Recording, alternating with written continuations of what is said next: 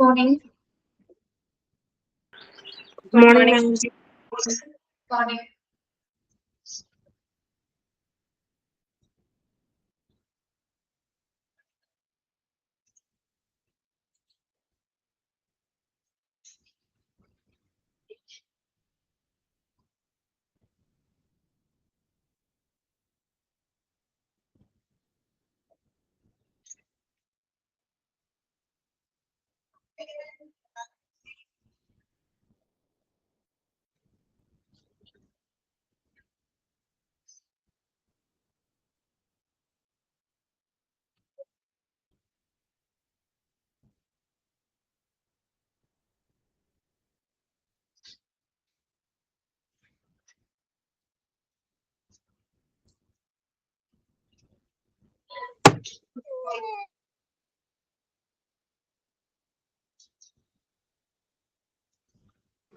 Good morning, ma'am.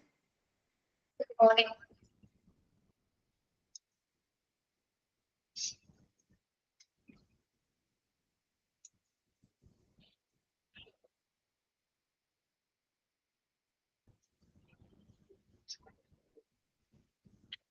Morning.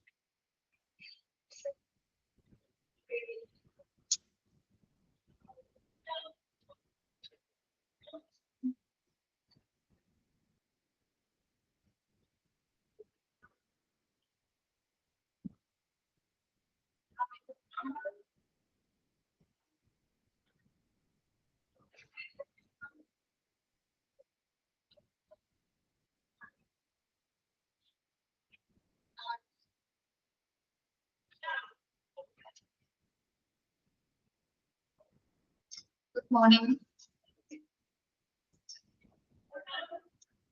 PDF കാണാമോ?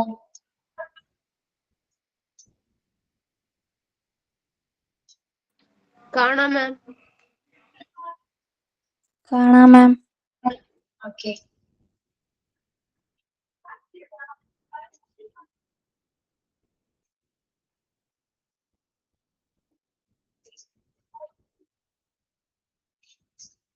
Module 3-ലെ discharge process ആണ് എടുത്തുകൊണ്ടിരിക്കുന്നത് കേട്ടോ.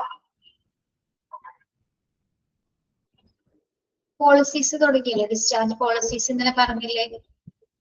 എത്ര പോയിന്റ്സ് പറഞ്ഞു? 10 പോയിന്റ്സ് പറഞ്ഞു അല്ലെ? ലാമ വരെ പറഞ്ഞില്ലേ? Okay.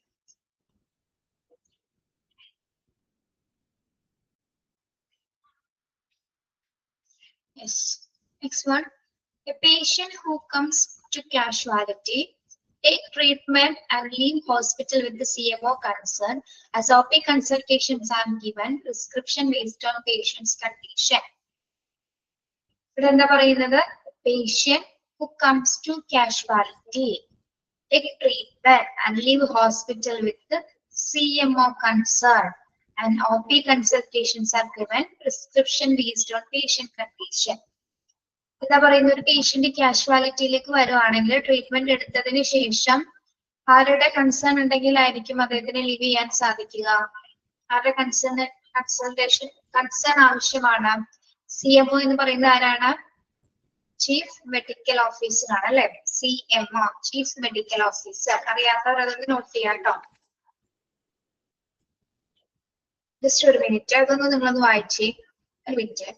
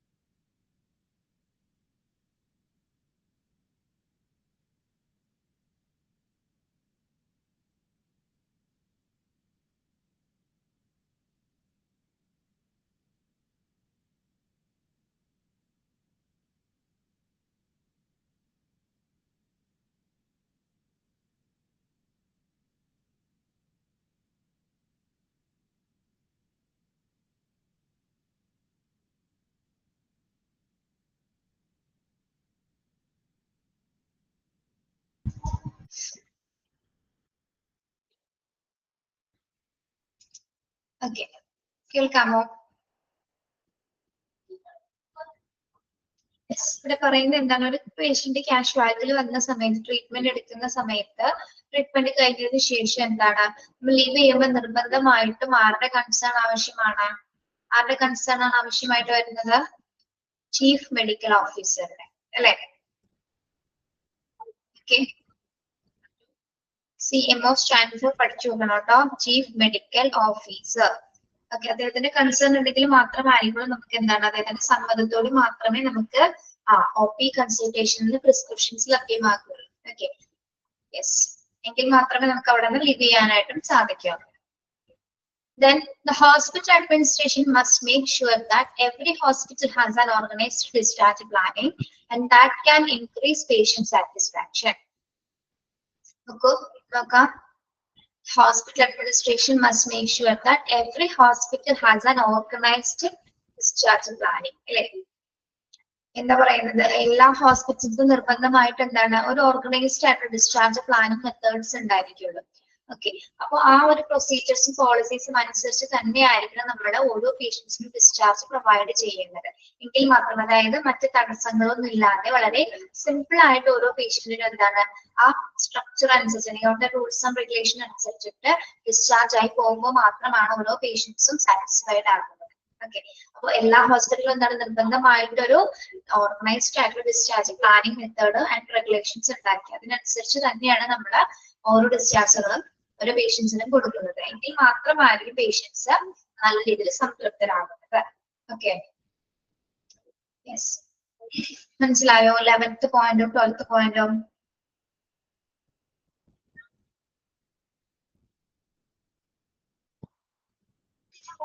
യെസ്, നമ്മൾ പഠിച്ചത് എന്താണ്? Policies and procedure on discharge. 12 policies ഉണ്ട്, നോക്കി പഠിക്കുക കേട്ടോ ഓരോന്നും. നെക്സ്റ്റ് വരുന്നത് ഡിസ്ചാർജ് പ്രോസസ് ഫ്ലോ ചാർട്ട്. നമ്മളിപ്പോ പറഞ്ഞ കുറച്ച് കാര്യങ്ങളുടെ കുറച്ച് ചെറിയ ബ്രീഫ് പോലെയാണ് ഈ ഒരു ഫ്ലോ ചാർട്ടിൽ കൊടുത്തിരിക്കുന്നത്. എങ്ങനെയാണെന്ന് നോക്കാം. ആ പ്രോസസ് എങ്ങനെയാണ് നടക്കുന്നത്? ഒരു പേഷ്യന്റ് ഹോസ്പിറ്റലിൽ ഡിസ്ചാർജ് ആവുന്ന സമയം മുതൽ ഹോസ്പിറ്റൽ വിട്ടു പോകുന്നത് വരെയുള്ള കുറച്ച് കാര്യങ്ങളാണ് ഇവിടെ ഫ്ലോ ചാർട്ടിൽ കൊടുത്തിരിക്കുന്നത്. ഫസ്റ്റ് വൺ എന്താണ്?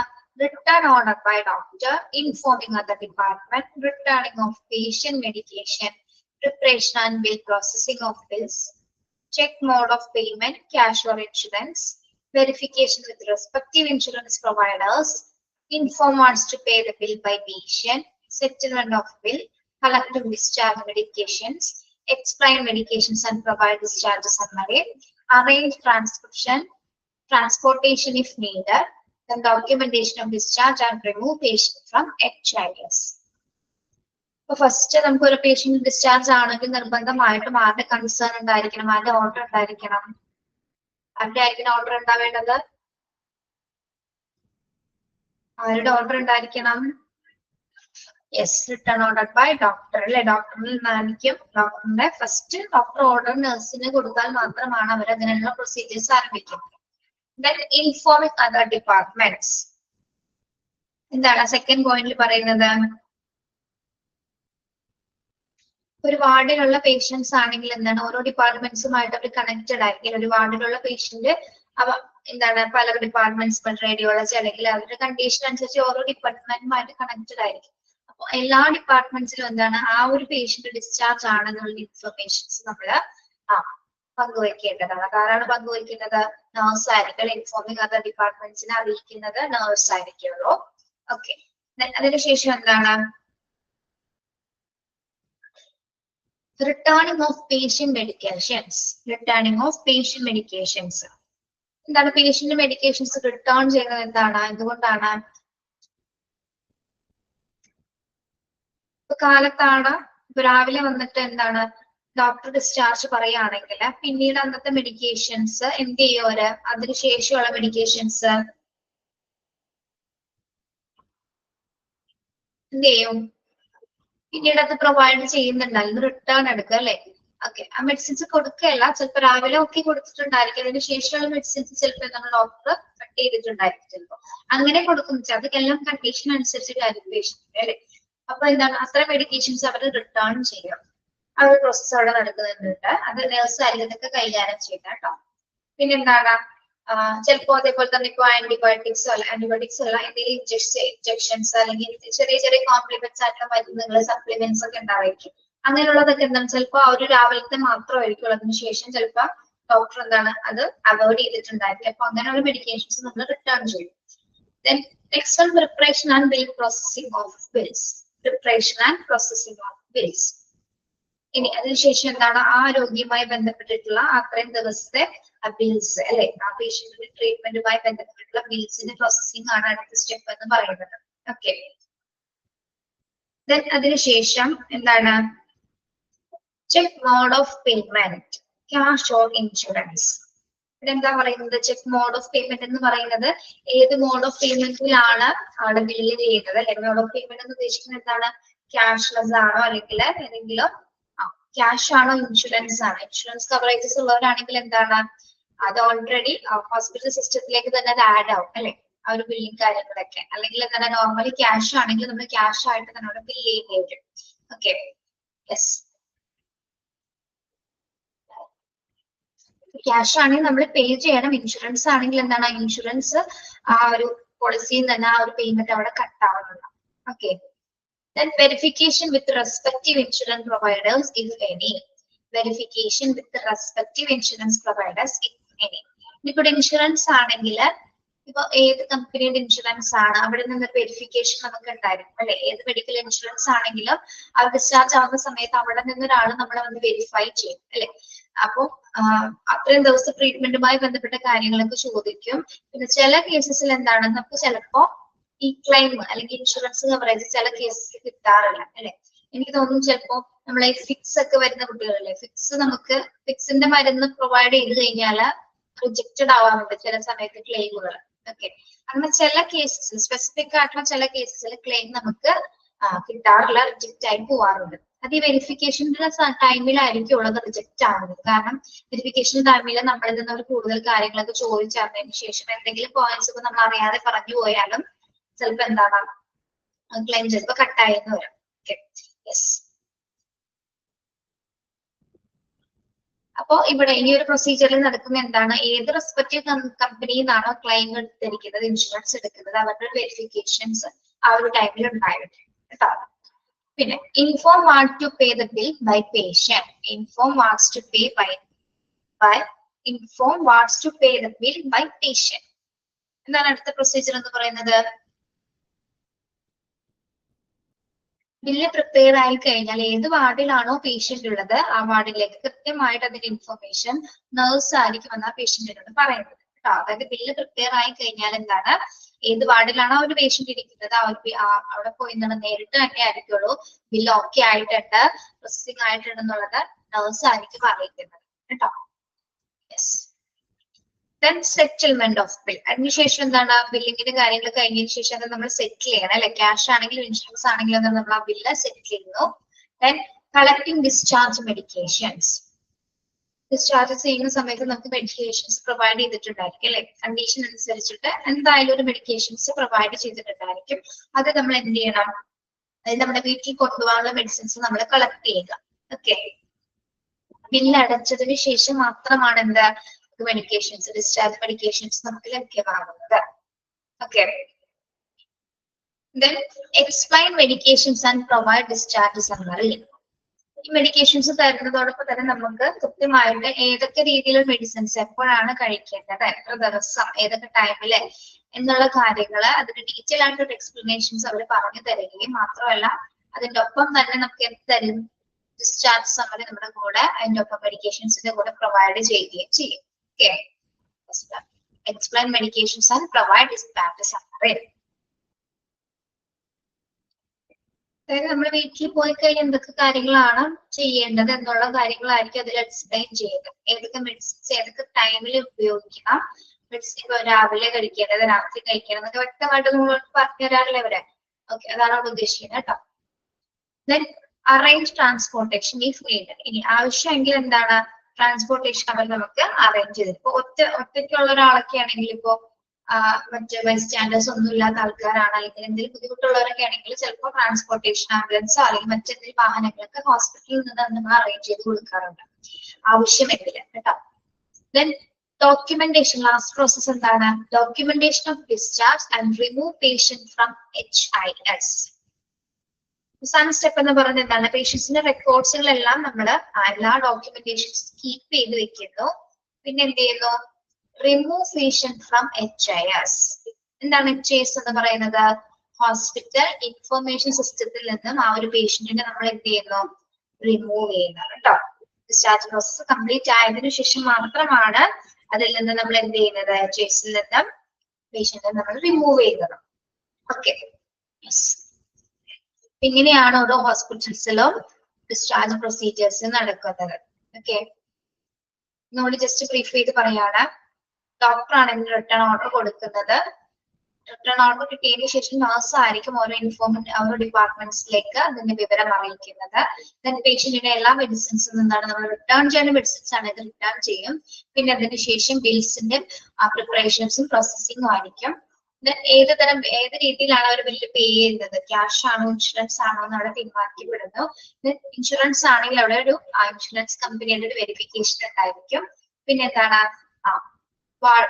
ബില്ലിന്റെ പ്രോസസ്സിംഗ് കഴിഞ്ഞതിന് ശേഷം എന്താണ്, നഴ്സ് വന്ന് കൃത്യമായിട്ട് അത് അറിയിക്കും ബില്ല് റെഡി ആയിട്ടുള്ളത് സെറ്റിൽ ചെയ്യാനായിട്ട്. പിന്നത്തെ സ്റ്റെപ്പ് എന്താണ്, സെറ്റിൽമെന്റ് ഓഫ് ബില്ലാണ്. അതിനുശേഷം ഡിസ്ചാർജ് മെഡിക്കേഷൻസ് കളക്ട് ചെയ്യണം. പിന്നെ വ്യക്തമായിട്ട് ഡിസ്ചാർജ് മെഡിക്കേഷൻസിനെ കുറിച്ചുള്ള എക്സ്പ്ലനേഷൻസ് അവർ വ്യക്തമായ രീതിയിൽ പറഞ്ഞു തരികയും അതിനോടൊപ്പം തന്നെ ഡിസ്ചാർജ് സമ്മറി നമുക്ക് പ്രൊവൈഡ് ചെയ്യുകയും ചെയ്യും.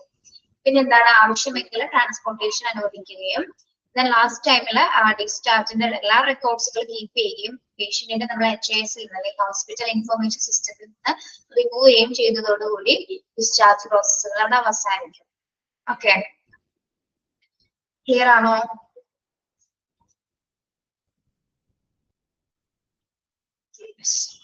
ചിത്ര കുറച്ച് ദിവസമായി ക്ലാസ്സിൽ കയറിയിട്ട്, കാണാറില്ലല്ലോ ചിത്ര, കേറാറില്ലേണോ ക്ലാസ്സില്? എന്ത് പറ്റി?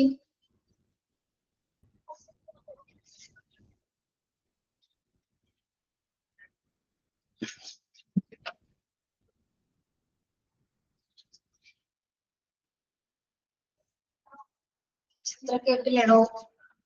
അല്ലെങ്കിൽ ചിലപ്പോൾ എപ്പോഴും കമന്റ് ചെയ്യുമ്പോ തന്നെ പേര് കാണാറുണ്ട്. കുറച്ച് ദിവസം ഞാൻ കണ്ടില്ല, അതുകൊണ്ട് ചോദിച്ചാണ് കേട്ടോ.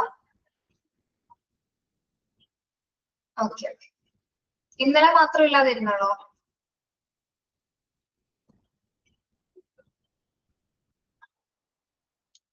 പിന്നെ നമ്മൾക്ക് ഒഴിവായിരുന്നല്ലോ എക്സാം ഒക്കെ കാരണം, അതുകൊണ്ടാണ് കാണാതിരുന്നത്.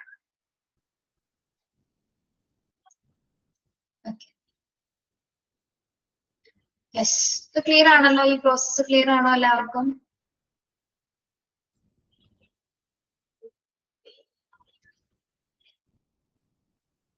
യെസ്.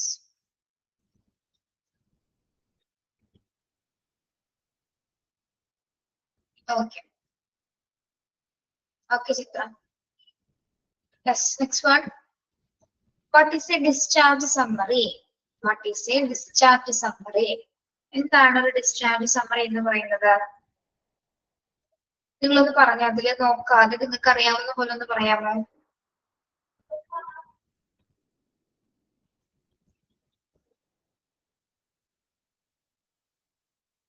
എന്ത് കാര്യങ്ങളാണ് ഡിസ്ചാർജ് സമ്മറിയിലുള്ളത്?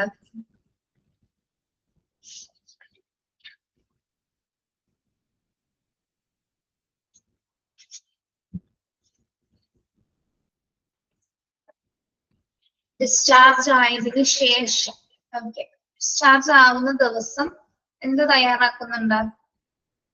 സമ്മറി ഉൾപ്പെടുത്തുന്നത്. എന്താണ് ആ സമ്മറിയിൽ ഉണ്ടായിരിക്കുക?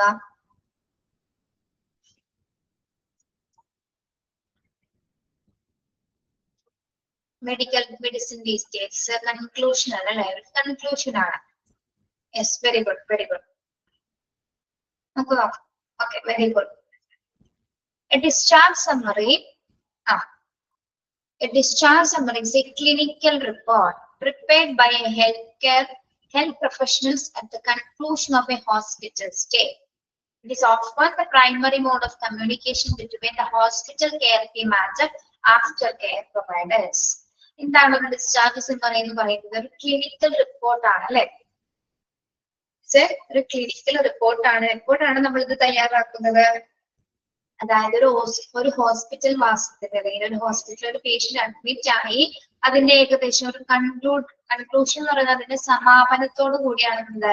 ആ സമാപനത്തിന്റെ ഒരു അതായത് ഒരു ഹോസ്പിറ്റൽ വാസം അവസാനിക്കുന്ന ദിവസമാണ് നമ്മൾ ഈ ഡിസ്ചാർജ് സമ്മറി തയ്യാറാക്കപ്പെടുന്നത് അല്ലെ? ഇതൊരു ക്ലിനിക്കൽ റിപ്പോർട്ടാണ്. ഇത് ആരാണ് തയ്യാറാക്കപ്പെടുന്നത്?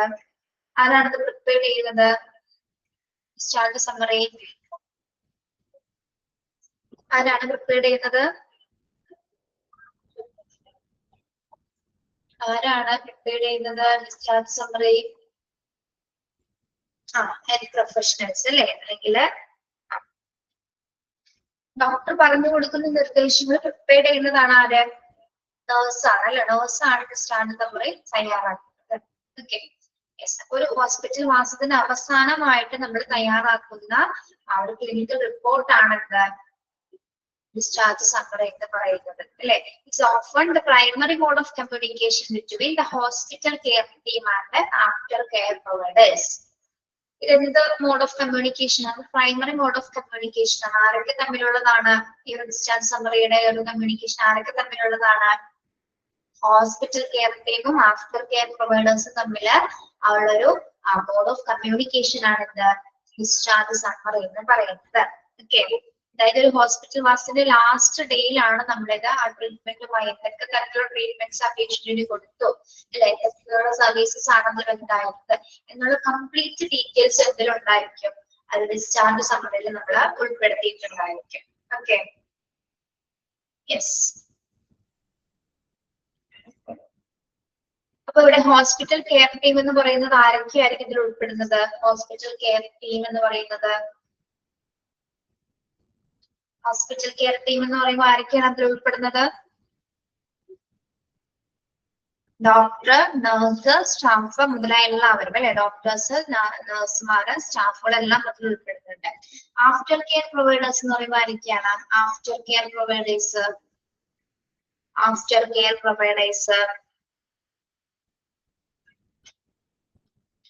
ഫാമിലി മെമ്പേഴ്സ് ആണ് അല്ലെങ്കിൽ ഹോം നഴ്സിനെയൊക്കെ നമുക്ക് എന്ത് പറയാം? ആഫ്റ്റർ കെയർ പ്രൊവൈഡേഴ്സ് ആയിട്ട് പറയുന്നത് നമ്മുടെ ബൈസ്റ്റാൻഡേഴ്സ് അല്ലെങ്കിൽ നമ്മുടെ ഫാമിലി മെമ്പേഴ്സ് അല്ലെങ്കിൽ അതാണ് ഹോം നഴ്സസ് അല്ലെങ്കിൽ വീട്ടിൽ പോയതിനു ശേഷം നമുക്ക് വീട്ടിൽ നോക്കാനുള്ള കുറെ കാര്യങ്ങൾ കൂടി ഇതിലുണ്ടായിരിക്കും. ഫോളോ അപ്പ് ചെയ്ത കുറെ കാര്യങ്ങൾ കൂടി ഈ സമ്മറിയിൽ ഉൾപ്പെടുത്തിയിട്ടുണ്ടായിരിക്കും. ഓക്കെ, അപ്പൊ അതൊക്കെ കൈകാര്യം ചെയ്യേണ്ടത് അതൊരു ഹോസ്പിറ്റൽ ടീം വിട്ട് കഴിഞ്ഞാൽ പിന്നെ നമ്മൾ നോക്കുന്നത് ആരായിരിക്കും? ആഫ്റ്റർ കെയർ പ്രൊവൈഡേഴ്സ് ആയിട്ടുള്ള നമ്മുടെ ഫാമിലി ആയിരിക്കും, അല്ലെങ്കിൽ ഹോം നഴ്സ് ആയിരിക്കും, അല്ലെങ്കിൽ മറ്റെവിടെയാണോ നമ്മൾ എത്തിച്ചേരുന്നത്. ഇപ്പൊ നേരത്തെ പറഞ്ഞില്ലേ, ഇപ്പൊ നമ്മള് ടൈപ്പ് 4 പഠിച്ച പോലെ ഹോസ്പിറ്റലിലേക്ക് കൊണ്ടുപോകുന്ന അല്ലെങ്കിൽ പാലിയേറ്റീവ് കെയർ ആണെങ്കിൽ അവിടെയുള്ള സ്റ്റാഫുകളായിരിക്കും നമ്മളെ ആഫ്റ്റർ കെയർ നമുക്ക് തരുന്നത്. ഓക്കെ, അപ്പോ ഇവിടെ നിങ്ങൾ പഠിക്കേണ്ടത് ഈ ഒരു ഫസ്റ്റ് പോയിന്റ് ആണ് കേട്ടോ. ഒന്ന് underline ചെയ്തിടണേ. A discharge summary is a clinical report prepared by health professionals at the conclusion of a hospital stay. അതൊന്ന് അണ്ടർലൈൻ ചെയ്തിടാം കേട്ടോ. അണ്ടർലൈൻ ചെയ്തിടാം.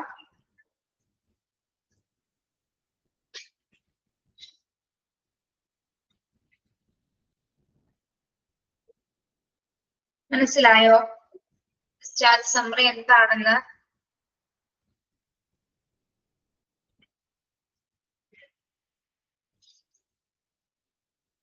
Yes. The last one, the discharge summary shall include. ഒരു discharge സമ്മറിയിൽ include ചെയ്യുന്ന കാര്യങ്ങൾ എന്തൊക്കെയാണ്? കാര്യങ്ങൾ include ചെയ്തിട്ടുണ്ടായിരിക്കും. The reason for admission, significant findings, diagnosis and patient condition at the discharge. First എന്താ പറയുന്നത്, ഒരു ഡിസ്ചാർജ് സമ്മറിയിൽ നമ്മൾ ഇൻക്ലൂഡ് ചെയ്യേണ്ട കാര്യങ്ങൾ എന്തൊക്കെയെന്നാണ് അല്ലെ. എന്തൊക്കെ ഉൾപ്പെടുത്തിയിട്ടുണ്ടായിരിക്കും അതില്?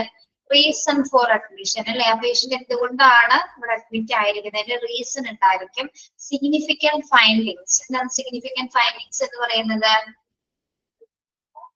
അതായത് ആ അസുഖവുമായി ബന്ധപ്പെട്ട രോഗിയുടെ സിംറ്റംസുകൾ എന്തൊക്കെയാണ്, നമ്മൾ ആ ഡയഗ്നോസിസിൽ കണ്ടെത്തിയ കണ്ടെത്തലുകൾ എന്തൊക്കെയാണെന്നാണ് അവിടെ സൂചിപ്പിക്കുന്നത്. അതെല്ലാം തന്നെ എന്തിൽ എഴുതിയിട്ടുണ്ടായിരിക്കും? ഡിസ്ചാർജ് സമ്മറിയിൽ ഉൾപ്പെടുത്തിയിട്ടുണ്ടായിരിക്കും.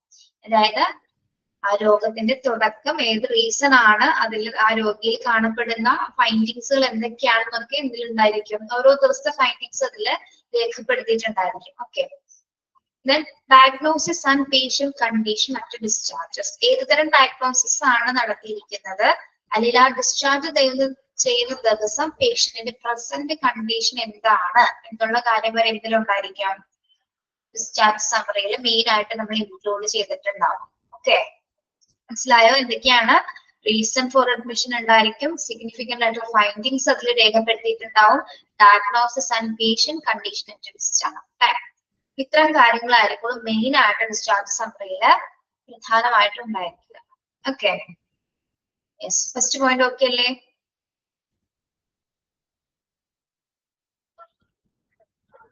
Yes.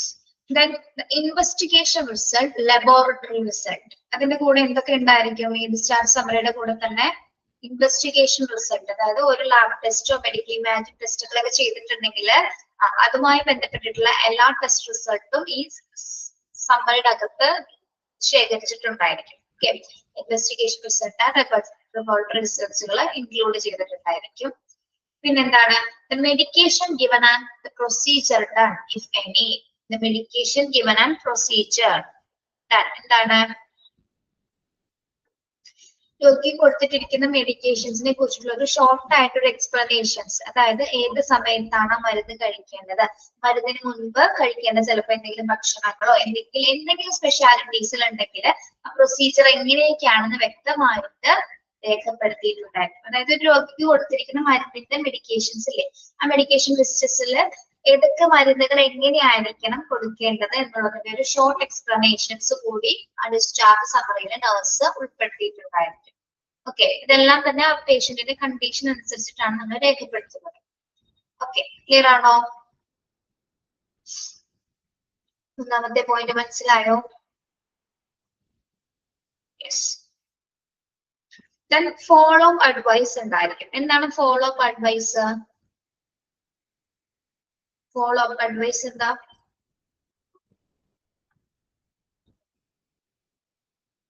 Follow up advice.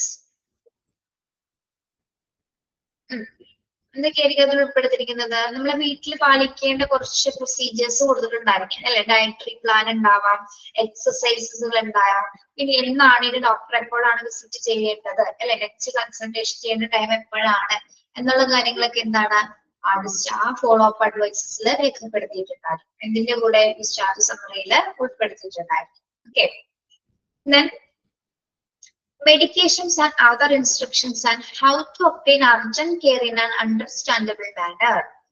Medications and other instructions and how to obtain urgent care in an understandable manner. എന്താണ് ലാസ്റ്റ് പോയിന്റിൽ പറയുന്നത്?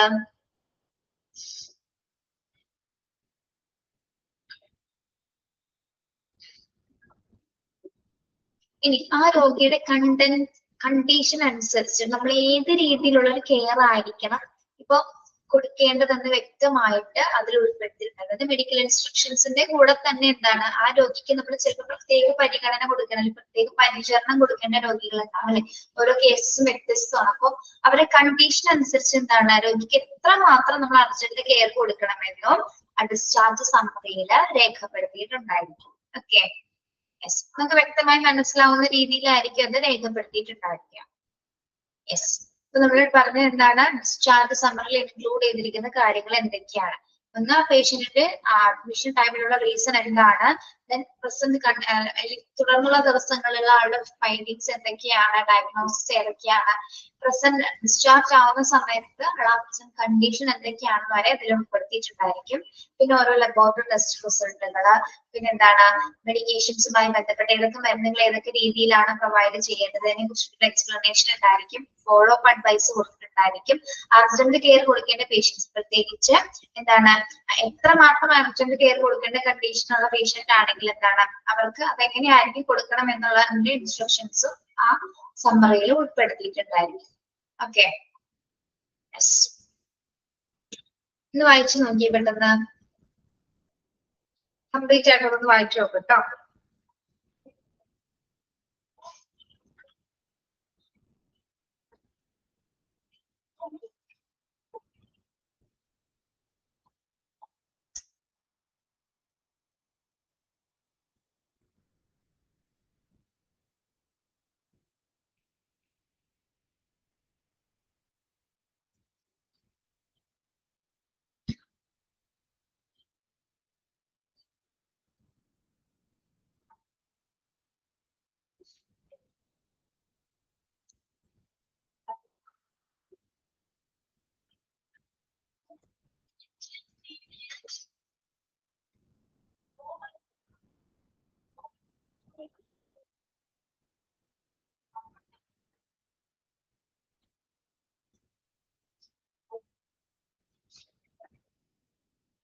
ഓക്കെ ആണോ?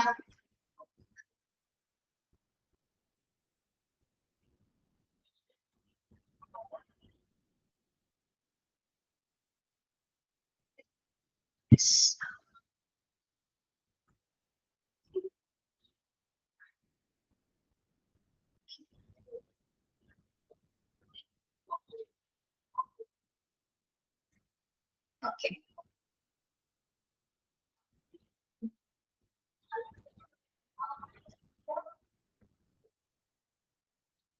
യെസ്, ഇപ്പൊ നമ്മുടെ ആ ഒരു ചാപ്റ്റർ കംപ്ലീറ്റഡ് ആണ് കേട്ടോ. ഡിസ്ചാർജ് സമ്മറി ഇത്രയുള്ളത് ചെറിയായിട്ടുള്ള.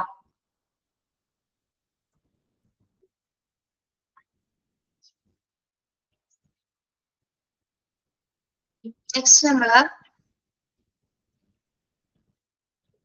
Transfer of patients, chapter 2 transfer of patient. ഇനിയും ടെക്സ്റ്റ് ബുക്കുകൾ കിട്ടാത്ത ആരെങ്കിലും ഉണ്ടോ?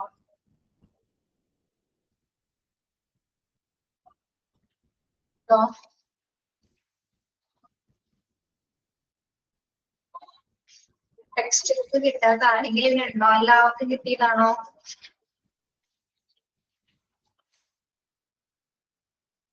കിട്ടിയതാണ് അല്ലെ? ഗൈഡ് വാങ്ങിച്ചോ നിങ്ങള്? ഗൈഡും കിട്ടിയോ? ഇല്ല, ഗൈഡ് വാങ്ങിക്കാത്തവര് വാങ്ങിക്കണം കേട്ടോ.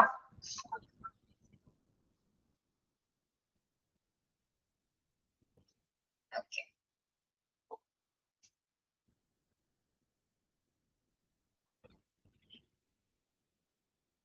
Yes.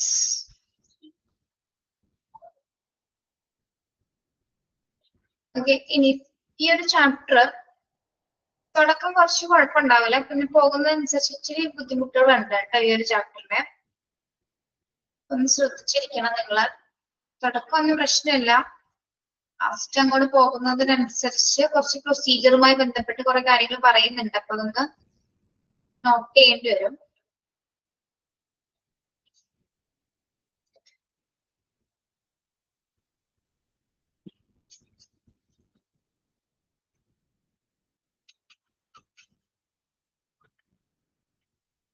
Yes, transfer of patients. നമ്മൾ ഇന്നലെ കുറച്ച് കാര്യങ്ങൾ പറഞ്ഞല്ലേ, പേഷ്യന്റിനെ എന്തുകൊണ്ടാണ് ട്രാൻസ്ഫർ ചെയ്തതെന്ന് അല്ലെ, എന്തിനൊക്കെ വേണ്ടിയിട്ടാണ് നമ്മൾ പേഷ്യൻസിനെ ട്രാൻസ്ഫർ ചെയ്യുന്നത്?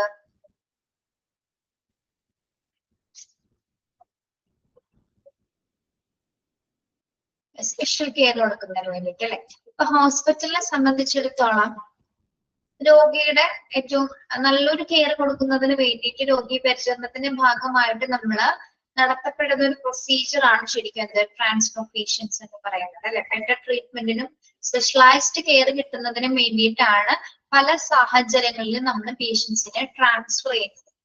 ഓക്കെ, ഇനി ഒന്ന് ഡോക്ടേഴ്സിന്റെ നിർബന്ധപ്രകാരം ഡോക്ടേഴ്സ് റെഫർ ചെയ്യുന്ന തരത്തിലുള്ള ട്രാൻസ്ഫേഴ്സ് ഉണ്ട്. ദെൻ പേഷ്യന്റിന്റെ കണ്ടീഷൻ മോശമാകുന്ന മൂലം നമ്മൾ ബെറ്റർ കെയർ കൊടുക്കാൻ വേണ്ടി ട്രാൻസ്ഫർ ചെയ്യാറുണ്ട്. ദെൻ അതേപോലെ തന്നെ ഫാമിലി മെമ്പേഴ്സിന്റെ നിർബന്ധപ്രകാരം ട്രാൻസ്ഫർ ചെയ്യാറുണ്ട്. ദെൻ മറ്റ് സെവറൽ കണ്ടീഷൻസിൽ എന്താണ് നമ്മൾ എന്തെങ്കിലും തരത്തിലുള്ള ആക്രമണങ്ങളോ മറ്റെന്തെങ്കിലും ലീഗൽ ആയിട്ട് എന്തെങ്കിലും ഒക്കെ ഇഷ്യൂസ് വരുന്ന സമയത്തും ചില സമയത്ത് നമ്മൾ എന്താണ് പേഷ്യൻസിനെ ട്രാൻസ്ഫർ ചെയ്യാറുണ്ട്. ഓക്കെ, അങ്ങനെ പല കാരണങ്ങളിൽ എന്ത് സംഭവിക്കുന്നുണ്ട്, ട്രാൻസ്ഫർ നടത്തപ്പെടുന്നുണ്ട് അല്ലെ. രോഗിയെ നമ്മൾ മറ്റൊരു ഫെസിലിറ്റീസിലേക്ക് എന്താണ് മാറ്റപ്പെടുന്ന ഒരു പ്രക്രിയയാണ് ട്രാൻസ്ഫർ എന്ന് പറയുന്നത്. Okay, inter and inter hospital patient transfer is an important aspect of patient care which is often handled to enhance excessive management of the patients. ഇതിലുള്ള ഇൻട്രൊഡക്ഷൻ ഭാഗം ഒന്ന് വായിക്കാമോ? ഒന്ന് വായിക്കാം കേട്ടോ. വരുന്നു.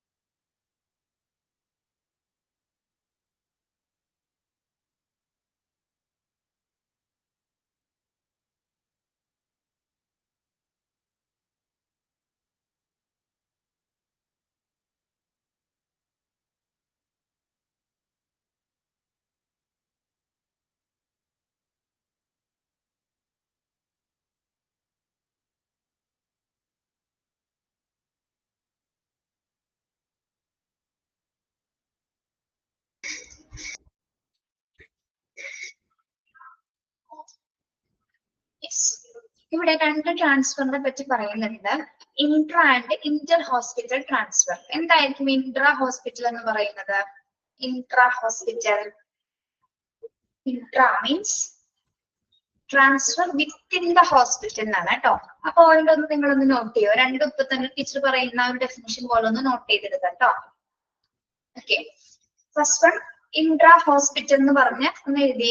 അറിയാത്തവരുണ്ടാവും കേട്ടോ, അവർക്ക് വേണ്ടിയിട്ടാണ്. ഇൻട്രാ ഹോസ്പിറ്റൽ ട്രാൻസ്ഫർ എന്നൊരു ഹെഡിങ് കൊടുക്കുക.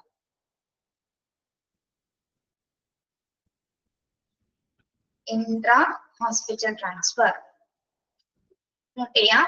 Transfer within the hospital, transfer within the hospital, transfer within the hospital from one patient, from one patient, from one patient,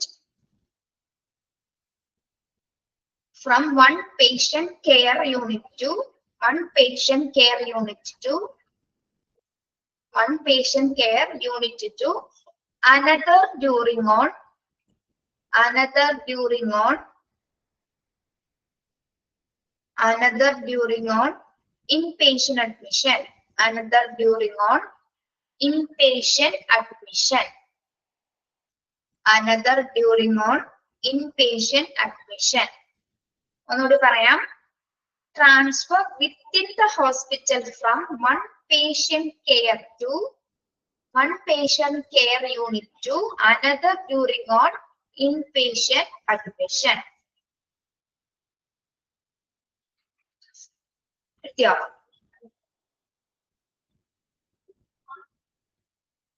Yes. അപ്പൊ ഇൻട്രാ ഹോസ്പിറ്റൽ എന്ന് പറയുന്നത് എന്താണ്? വിത്തിൻ ദ ഹോസ്പിറ്റൽ ആണ്. ഒരു ഹോസ്പിറ്റലിൽ നിന്ന് തന്നെ നമ്മൾ അനദർ യൂണിറ്റിലേക്ക് പേഷ്യന്റിനെ നമ്മൾ ഷിഫ്റ്റ് ചെയ്യുന്നതിനെയാണ് എന്ത് ട്രാൻസ്ഫർ എന്ന് പറയുന്നത്? ഇൻട്രാ ഹോസ്പിറ്റൽ ട്രാൻസ്ഫർ എന്ന് പറയുന്നത് അല്ലെ? ഓക്കെ, നെക്സ്റ്റ് എന്താണ്? Inter hospital transfer. നോട്ട് ചെയ്യാട്ടോ. ഇന്റർ ഹോസ്പിറ്റൽ ട്രാൻസ്ഫർ എന്താണെന്ന് അറിയാലോ? occurring between, നോട്ട് ചെയ്യാട്ടോ, occurring between, occurring between, occurring between or occurring between or involving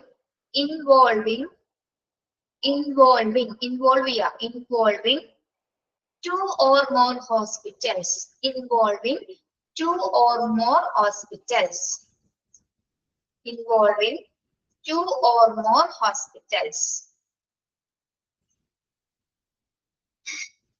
involving two or more hospitals. Ready?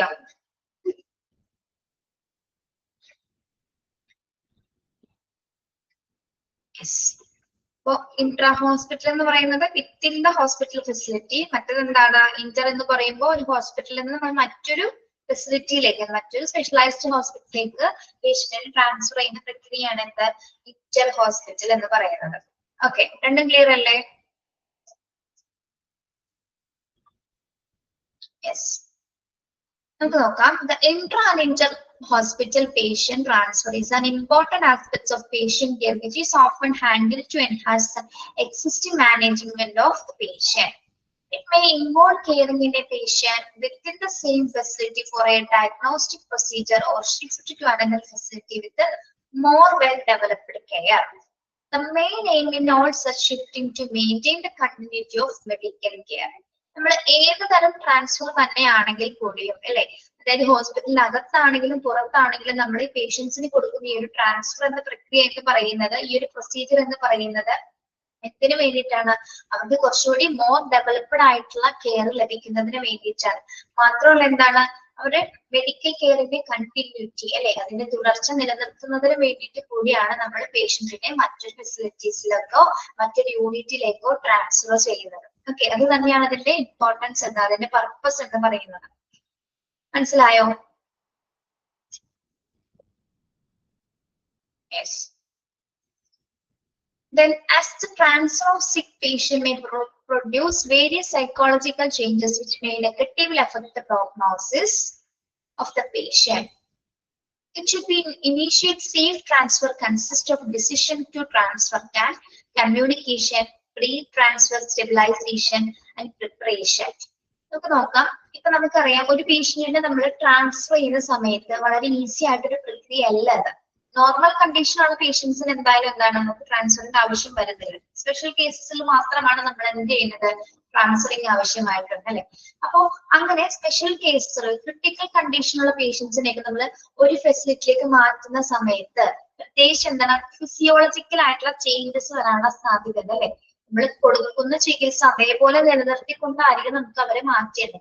അപ്പൊ എന്തെങ്കിലും മാറ്റങ്ങൾ വരാതിരിക്കും, എന്തെങ്കിലും മാറ്റം വരാനുള്ള സാധ്യത ഉണ്ട് അല്ലെ. പെട്ടെന്ന് ഒരാളെ ആ ഒരു ഫെസിലിറ്റിക്ക് മാറ്റുമ്പോൾ എന്താണ് മൊത്തത്തിൽ ആൾക്ക് ചിലപ്പോൾ പല വേരിയേഷൻസ് ചിലപ്പോൾ സംഭവിച്ചതായിരിക്കും.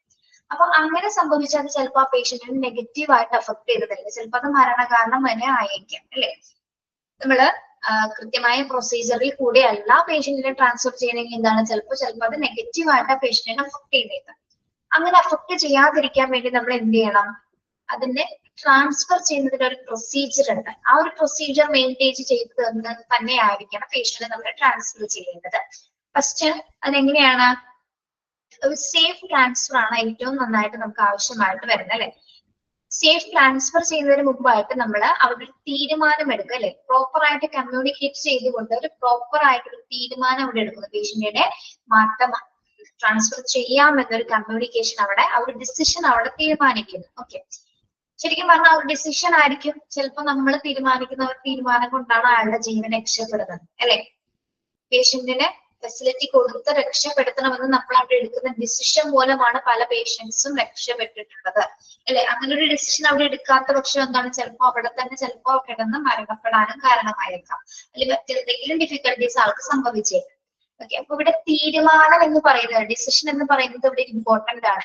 പേഷ്യന്റിന് നിർബന്ധമായിട്ടും ട്രാൻസ്ഫർ ചെയ്യാം എന്നവിടെ പേഷ്യന്റ് ബൈസ്റ്റാൻഡേഴ്സും ഡോക്ടേഴ്സും എടുക്കുന്ന തീരുമാനം ഏറ്റവും വിലപ്പെട്ടത് തന്നെയാണ് അല്ലെ. Okay, yes. അപ്പൊ ആ ഒരു ഡിസിഷൻ നല്ല പ്രോപ്പർ ആയിട്ട് കമ്മ്യൂണിക്കേറ്റ് ചെയ്ത് ഡോക്ടേഴ്സ് പേഷ്യന്റിന്റെ ഫാമിലിയോട് എന്താണ് വ്യക്തമായിട്ട് പറയണം എന്തുകൊണ്ടാണ് ആളെ മാറ്റുന്നത്. ആ ഒരു ടെൻഷൻസ് ഒക്കെ അവരിൽ നിന്ന് റിമൂവ് ചെയ്തിട്ട് ആയിരിക്കും റിസ്ക്കും ബെനഫിറ്റ്സ് ഒക്കെ എക്സ്പ്ലെയിൻ ചെയ്ത് കൊടുത്തിട്ടായിരിക്കും നമ്മൾ ആ പേഷ്യന്റിനെ അവിടെ നിന്ന് ട്രാൻസ്ഫർ ചെയ്യാനായിട്ട് ആരംഭിക്കുന്നത്.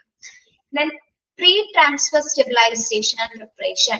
പേഷ്യന്റിനെ നമ്മൾ ട്രാൻസ്ഫർ ചെയ്യുന്നതിന് മുമ്പ് പേഷ്യന്റിനെ നമ്മൾ എന്ത് ചെയ്തിരിക്കണം, സ്റ്റേബിൾ ആക്കിയിരിക്കണം അല്ലെ. അതായത് എന്തെങ്കിലും തരത്തിലുള്ള ആൾക്ക് ബുദ്ധിമുട്ടുകൾ ഉണ്ടെങ്കിൽ അതിനെ മെയിൻറ്റെയിൻ ചെയ്യുന്ന തരത്തിലുള്ള മെഡിക്കേഷൻസും പ്രിപ്പറേഷൻസും ചെയ്തിട്ട് വേണം നമ്മൾ ആ പേഷ്യന്റിനെ നീക്കം ചെയ്യേണ്ടത് അല്ലെങ്കിൽ ട്രാൻസ്ഫർ ചെയ്യേണ്ടത്. പിന്നെ അതിനുശേഷം എന്താണ്, ഏത് മോഡ് ഓഫ് ട്രാൻസ്ഫറിലാണ് ആളെ മാറ്റുന്നത് അല്ലെ. മോഡ് ഓഫ് ട്രാൻസ്ഫർ എന്ന് പറയുമ്പോൾ എന്താണ്, ട്രാൻസ്പോർട്ടേഷൻ ആണ് അല്ലെ അവിടെ ഉദ്ദേശിക്കുന്നത്. ട്രാൻസ്പോർട്ടേഷൻ എന്ന് പറയുന്നത് നമുക്ക് ഏതൊക്കെ രീതിയിൽ പേഷ്യന്റിനെ ട്രാൻസ്ഫർ ചെയ്യാം, ഏതൊക്കെ ഫെസിലിറ്റീസ് ഉപയോഗിച്ചുകൊണ്ട് പേഷ്യന്റിനെ നമുക്ക് ട്രാൻസ്ഫർ ചെയ്യാം, ഏതൊക്കെ ഫെസിലിറ്റീസ് ഉപയോഗിക്കാം, ഏതൊക്കെ ട്രാൻസ്പോർട്ടേഷൻ നമുക്ക് ഉപയോഗിക്കാം, പറയൂ.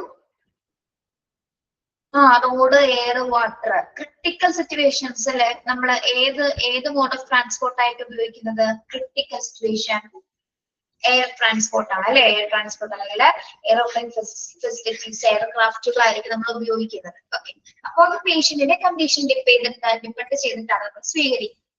ഓക്കെ, അടുത്ത എന്താണ്, land transfer or air transport person going along with the patient എന്ന് പറയുന്നത്. ലാൻഡ് ട്രാൻസ്ഫർ അല്ലെങ്കിൽ എയർ ട്രാൻസ്പോർട്ട് ആണെങ്കിൽ എന്താണ്, പേഷ്യന്റിന്റെ കൂടെ, പേഷ്യന്റിനെ നമ്മൾ ഒറ്റയ്ക്കാണ് വിടുന്നത്. ഹോസ്പിറ്റൽ ഫെസിലിറ്റീസ് ഏതെങ്കിലും ഒരു ഉദ്യോഗസ്ഥർ അല്ലെ, അത് കണ്ടീഷൻ അനുസരിച്ച് ഡോക്ടേഴ്സോ നഴ്സോ രജിസ്റ്റേർഡ് നഴ്സോ എമർജൻസി ടെക്നീഷ്യൻസോ ആരെങ്കിലും തന്നെ എന്താണ് അവരുടെ കൂടെ ഉണ്ടായിരിക്കും. Okay, yes. പ്രത്യേകിച്ച് എങ്ങനെയുള്ള ട്രാൻസ്പോർട്ടിൽ, എയർ ട്രാൻസ്പോർട്ടിലോ ലാൻഡ് ട്രാൻസ്പോർട്ടിലോ എന്താണ് ആ പേഷ്യന്റിന്റെ കൂടെ അക്കമ്പനി ചെയ്തിട്ട് ആരെങ്കിലും ഒക്കെ ഉണ്ടായിരിക്കുന്നതാണ്. Then equipment and monitoring needed in the course of transfer and finally. ഇനി പേഷ്യൻസിനെ കൊണ്ടുപോകുന്നതും എല്ലാത്തരം സജ്ജീകരണം, എല്ലാത്തരം ഉപകരണങ്ങളുടെ സഹായത്തോടെ ആയിരിക്കും അല്ലെ.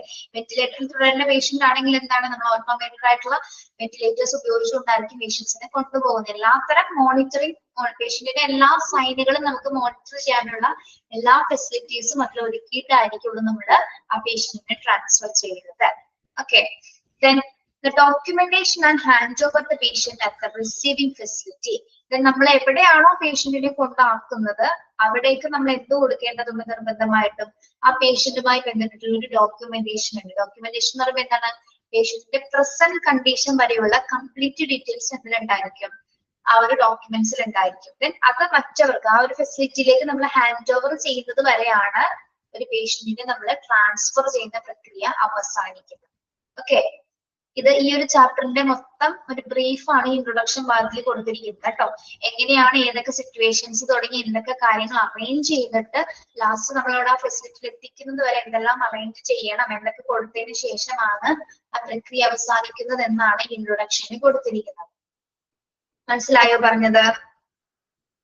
അതായത് അനദർ ഫെസിലിറ്റി സ്വീകരിക്കുന്നത് വരെയാണ് ട്രാൻസ്ഫർ പ്രക്രിയ നീണ്ടു നിൽക്കുന്നത്. അത് കഴിഞ്ഞാൽ പിന്നെ അവരായിരിക്കും അതിന്റെ ബാക്കി പേഷ്യൻസിന്റെ ഡീറ്റെയിൽസ് നോക്കുന്നത്. മനസ്സിലായോ? ക്ലിയർ?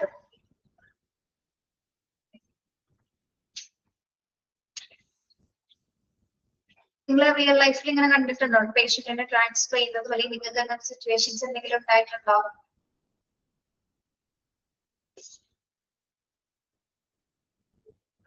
കാണാത്തൊരു വീഡിയോസില് സിനിമയിലൊക്കെ കണ്ടിട്ടുണ്ടോ അല്ലെ? സിനിമയിൽ കണ്ടിട്ടുണ്ടോ നേരിട്ടല്ലെങ്കിലും? ഉണ്ടോ? യെസ്. ഓക്കെ. ഇനി വേറൊരു കാര്യം പറയാം, നമ്മൾ എന്തൊക്കെ ഫെസിലിറ്റീസ് ഒരുക്കിയാണ് പേഷ്യന്റിനെ കൊണ്ടുപോകുന്നതെങ്കിൽ പോലും നമുക്ക് ഹെൽത്ത് കണ്ടീഷൻ ഒരിക്കലും എന്താണ് പ്രെഡിക്റ്റ് ചെയ്യാൻ പറ്റില്ല അല്ലെ? ആ പേഷ്യന്റിന് എന്ത് വേണമെങ്കിലും സംഭവിക്കാം. എത്ര സജ്ജീകരണങ്ങൾ നമ്മൾ റെഡിയാക്കിയാലും എന്താണ് മരിക്കേണ്ട പേഷ്യന്റ് ആണെങ്കിൽ ആ ഒരു സമയത്ത് മരിച്ചിരിക്കും അല്ലെ? അല്ലെങ്കിൽ എന്തെങ്കിലും കോംപ്ലിക്കേഷൻസ് വരേണ്ടവരാണെങ്കിൽ അതിന് കോംപ്ലിക്കേഷൻസ് വന്നിരിക്കും. അതൊക്കെ വന്നാൽ അതിനേക്ക് ഒന്ന് മെയിൻറ്റെയിൻ ചെയ്യാൻ വേണ്ടിയിട്ടാണ് നമ്മൾ ഇത്രയും ഫെസിലിറ്റീസ് അവിടെ ഒരുക്കുന്നത്. ഓക്കെ, ഒരു പരിധി വരില്ല നമുക്ക് മെഷീൻസും മരുന്നുകളും വെച്ചിട്ട് കൺട്രോൾ ചെയ്യാനൊക്കെ പറ്റുള്ളൂ അല്ലെ?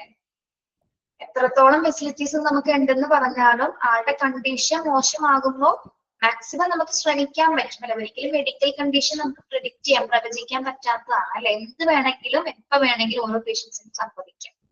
ഓക്കെ, അതുകൂടി ഇവിടെ പ്രധാനപ്പെട്ട ഒരു പോയിന്റ്. അത് എന്ത് കാര്യങ്ങൾ ഇപ്പൊ നമ്മളിപ്പോ സർജറി നടത്തുമ്പോഴാണെങ്കിലും ഓപ്പറേഷൻസ് ചെയ്യുമ്പോഴാണെങ്കിലും എന്താണ് അതൊക്കെ ലക്കാണ് അല്ലെ? നമുക്ക് സുഖം പ്രാപിക്കുമെന്ന് നമുക്ക് പ്രെഡിക്റ്റ് ചെയ്യാൻ പറ്റില്ല. നമുക്ക് കുറെ തീരുമാനങ്ങൾ ഉണ്ടാവുമായിരിക്കും, അനുമാനങ്ങൾ ഉണ്ടാവും, നമ്മുടെ എക്സ്പെക്ടേഷൻസ് ആണ് അല്ലെ? ഒരിക്കലും ഹെൽത്ത് കെയറിലെ കാര്യങ്ങൾ ഒരിക്കലും ഗ്യാരണ്ടീഡ് അല്ല. എല്ലാം നമ്മൾ പറയുന്ന പോലെ ദൈവത്തിന്റെ കയ്യിൽ കിടക്കുന്ന കാര്യങ്ങളാണ് ഇതെല്ലാം അല്ലെ?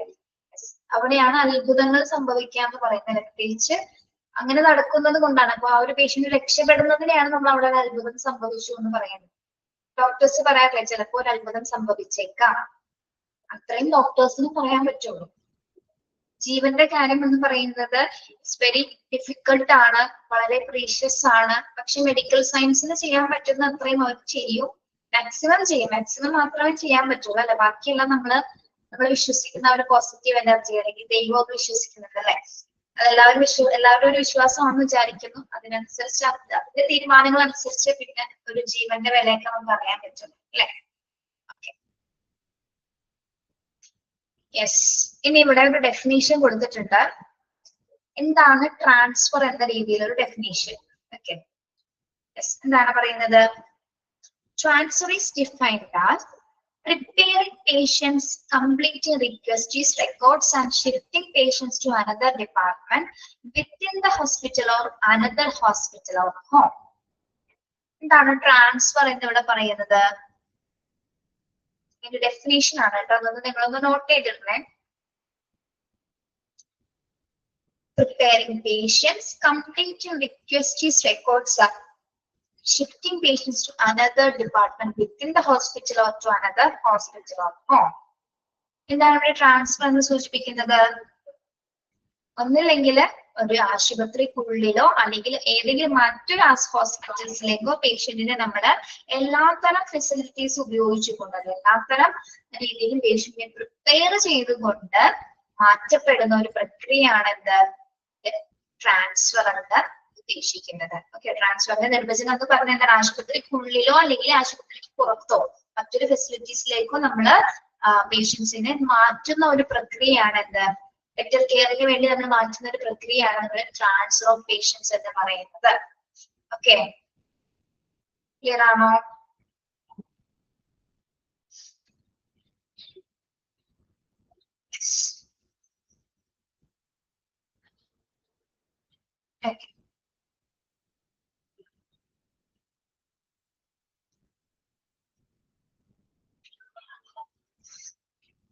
നമുക്ക് ഇതിന്റെ പർപ്പസ് നോക്കാം.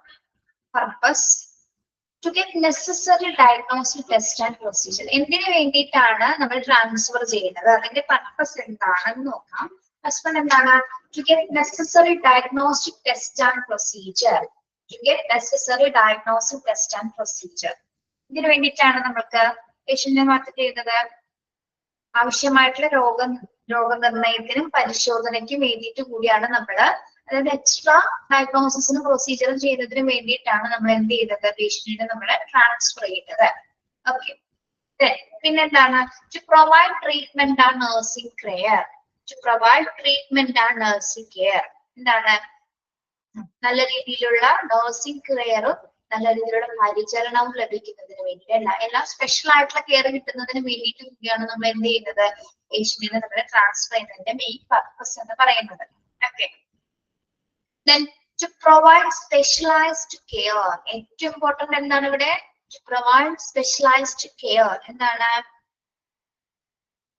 സ്പെഷ്യലൈസ്ഡ് ആയിട്ടുള്ള വ്യക്തമായിട്ടുള്ള കെയർ ലഭിക്കുന്നതിന് വേണ്ടിയിട്ടാണ് നമ്മൾ ഒരു പേഷ്യന്റിനെ ട്രാൻസ്ഫർ ചെയ്യുന്നത്.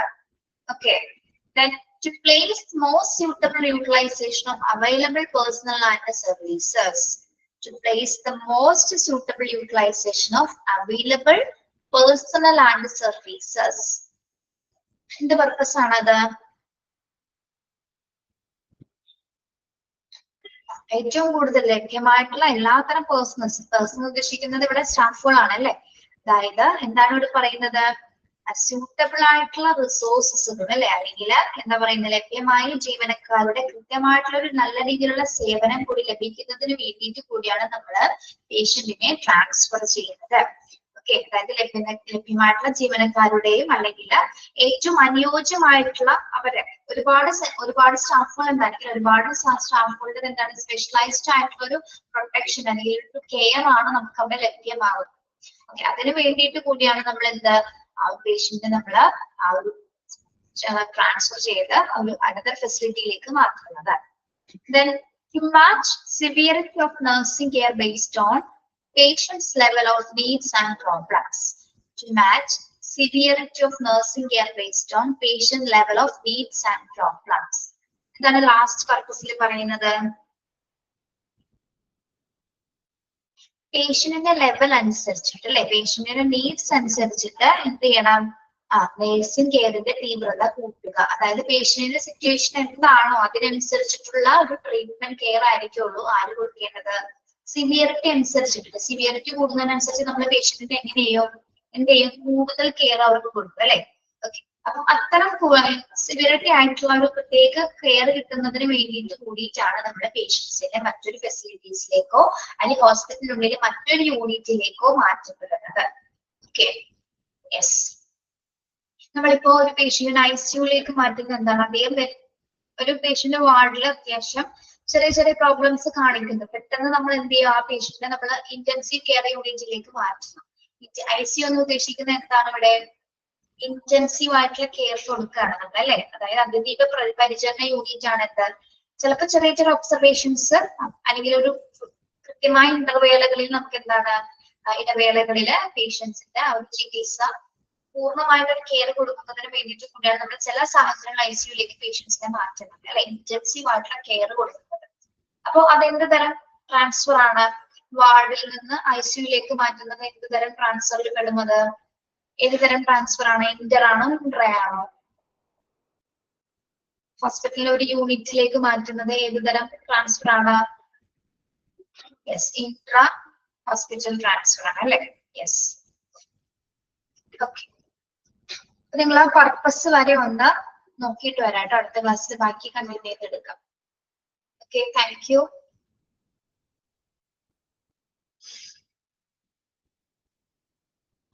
Thank you. Have a nice day.